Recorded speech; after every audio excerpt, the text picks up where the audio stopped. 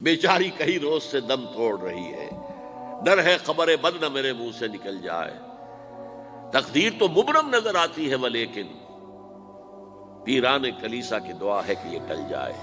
تو پہلی بات میری ختم ہوئی، عالمی نظام خلافت دنیا کی تقدیر مبرم ہے، ہو کر رہے گی، اس میں کسی صاحب ایمان کو کوئی شک، کوئی شبہ، کوئی ریب نہیں ہونا چاہیے۔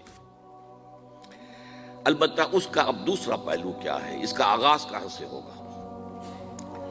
پہلی بات تو یہ، ہمارے بعض لوگوں کے ذہنوں میں، سادہ دل لوگ وہ سمجھتے ہیں کہ پوری دنیا میں ایک ہی دفعہ آ جانی چاہیے۔ یہ کوئی علاقائی خلافت تو نہیں ہو سکتی، خلافت تو عالمی ہوتی ہے۔ ان سے میں کہتا ہوں، عالمی خلافت کب تھی جناب؟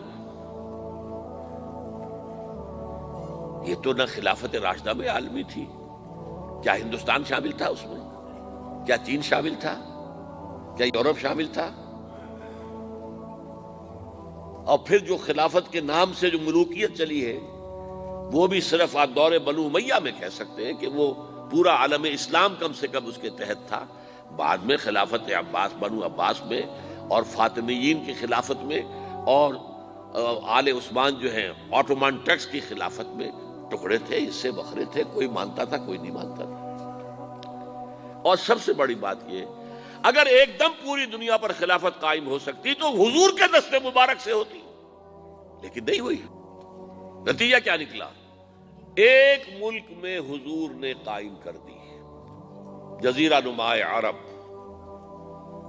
یہاں خلافت قائم ہو گئی، حضور خلیفہ ہے۔ اس کے بعد آپ کے خلفائے راشدین نے پھر اس کو وسعت دی، شرقاً غرباً شمالاً۔ 3 کالمز نکلے ہیں فوجوں کے، صحابہ کرام کے، 3 کالمز، ایک ایسٹ ورڈ، ایک ویسٹ ورڈ، ایک نارتھ ورڈ۔ ایک عراق کو فتح کرتے ہوئے ایران میں پہنچ گیا، خراسان تک چلا گیا۔ ایک شام کو فتح کرتے ہوئے اور پھر سینائی پیننسولا سے ہو کر افریقہ میں داخل ہوا اور اٹلانٹک تک پہنچ گیا۔ تیسرا سیدھا شمال میں گیا، لیکن یہ زیادہ دور نہیں جا سکتا تھا، کوکیشین ماؤنٹینز آ گئے، کوہ قاف۔ اس زمانے میں تو یہ یوں سمجھیے کہ امپیسیبل تھا نا، کوہ قاف، لہذا وہاں آ کر رک گیا بابا۔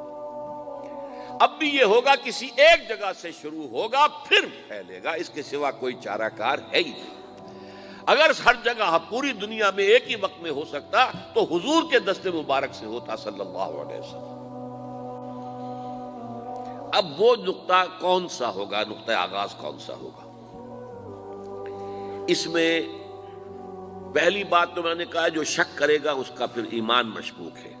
ہوگا، لازماً ہوگا، گلوبل ہوگا، پوری دنیا میں ہوگا۔ کہاں سے شروع ہوگا اس میں آپ اختلاف کر سکتے ہیں، لیکن مجھے تو 2 حدیثیں تو ملی ہیں جن سے یہ اندازہ ہوتا ہے کہ یہ اس مشرقی خطے سے ہوگا، عرب کے مشرق کی جانب کسی ملک سے ہوگا، کسی خطے سے ہوگا۔ وہ حدیثیں بھی اب آپ پڑھ لیجیے پہلے۔ پھر میں کہہ رہا ہوں، یہ خزانہ ہے جو ہم نے آپ کی خدمت میں پیش کیا ہے، کاش کہ آپ اس کی قدر کر سکیں، یہ حدیثیں آپ کو ازبر ہو جائیں، یاد ہو جائیں، لوح قلب پر نقش ہو جائیں۔ ہندوستان اور خراسان یعنی موجودہ افغانستان کا ذکر ابن ماجہ کی روایت ہے، عن عبداللہ ابن الحارث رضی اللہ تعالی عنہ قال رسول اللہ صلی اللہ علیہ وسلم یخرج ناس من المشرق یوطئون للمہدی یعنی سلطانہ، یعنی سلطانہ، دونوں طرح سے پڑھ سکتے ہیں۔ حضرت عبداللہ ابن حارث فرماتے ہیں رضی اللہ تعالی عنہ کہ حضور نے ارشاد فرمایا، مشرق کی طرف سے وہ فوجیں نکلیں گی، لوگ آئیں گے جو عرب میں مہدی کی حکومت قائم کریں گے۔ یہ مہدی کون ہوں گے اس کا ذکر میں ذرا بعد میں کروں گا، لیکن نوٹ کر لیجئے کہ مہدی سے پہلے لازماً کسی مشرقی علاقے کے اندر وہ نظام قائم ہو چکے گا، تب وہاں سے فوجیں آئیں گی نا۔ یہ مشرق کون سا ہے؟ عرب کے مشرق میں آپ چلیے، ایران بھی آ جائے گا، افغانستان بھی ہے، پاکستان بھی ہے، اور اگر اسے اور توسیع دیں تو ہندوستان بھی ہے۔ یہ ہے عرب کا مشرق، اس سے فوجیں جائیں گی۔ اس کا کیا مطلب ہے کہ اس میں سے کسی جگہ پر نظام خلافت پہلے قائم ہو جائے گا، تاکہ وہاں سے فوجیں جائیں گی جو جزیرہ نماء عرب میں حضرت مہدی کی حکومت کو قائم کریں گی۔ اب دوسری حدیث سنیے، یہ سنن ابن ماجہ کی حدیث تھی جو میں نے آپ کو سنائی، آپ نے پڑھی۔ دوسری، عن ابی ہریرہ رضی اللہ تعالی عنہ، یہ ترمذی شریف کی روایت ہے، قال قال رسول اللہ صلی اللہ علیہ وسلم یخرج من خراسان رایات سود لا يردها شیء حتی تنصب بإیلیا۔ خراسان کے علاقے سے سیاہ جھنڈے لے کر فوجیں آئیں گی، ان کا رخ کوئی موڑ نہیں سکے گا، ان کو پیچھے پھیر نہیں سکیں گے کوئی بھی، یہاں تک کہ وہ یروشلم میں جا کر جھنڈے نصب کر دیں گے۔ ایلیا حضور کے زمانے میں یروشلم کو کہتے تھے۔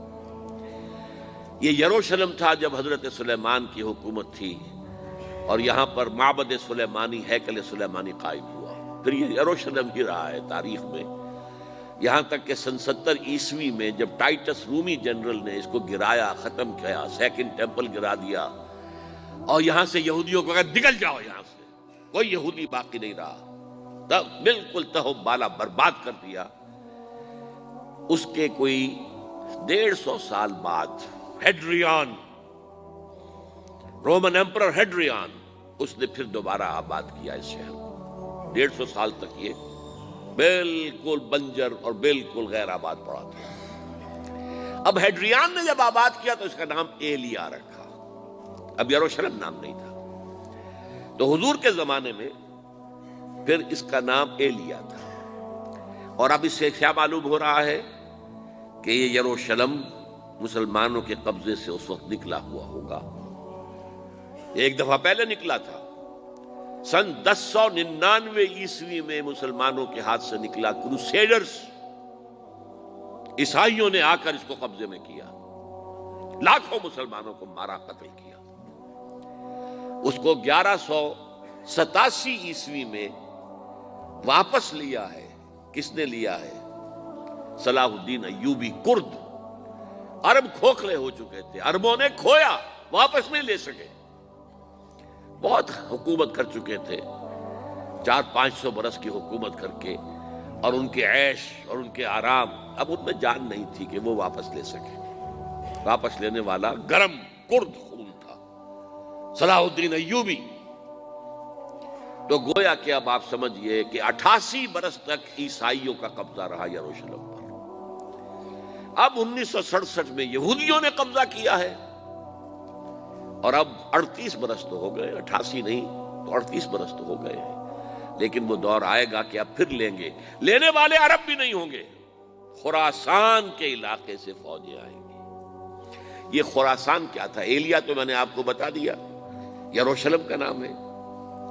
خراسان اس زمانے میں ایک بہت بڑے ملک کو کہتے تھے، کچھ حصہ پاکستان کا بھی اس میں شامل ہے، کچھ حصہ ایران کا بھی ہے۔ ایران کے اس حصے کو اب بھی خراسان کہتے ہیں، وہ ایک صوبہ ہے، خراسان ایک صوبہ ہے ایران کا چھوٹا سا۔ پاکستان میں خاص طور پر یہ جو علاقہ مالاکنڈ ایجنسی کہلاتی ہے، اس سے اوپر جتنا علاقہ ہے، اور یہ جو واخان کی ایک پٹی آتی ہے اوپر، واخان افغانستان کی ایک پٹی سی دم سی چلی آتی ہے جو جا کر چائنا کی سرحد سے مل جاتی ہے، یہاں سے لے کے یہاں تک یہ جو مالاکنڈ کا وہ درہ ہے اور پہاڑ ہے، یہ بھی خراسان کا حصہ ہے۔ باقی تقریباً 2/3 آف افغانستان ساؤدرن حصہ نہیں ہے خراسان کا حصہ، یہ سیستان کہلاتا تھا، یہ خراسان نہیں ہے۔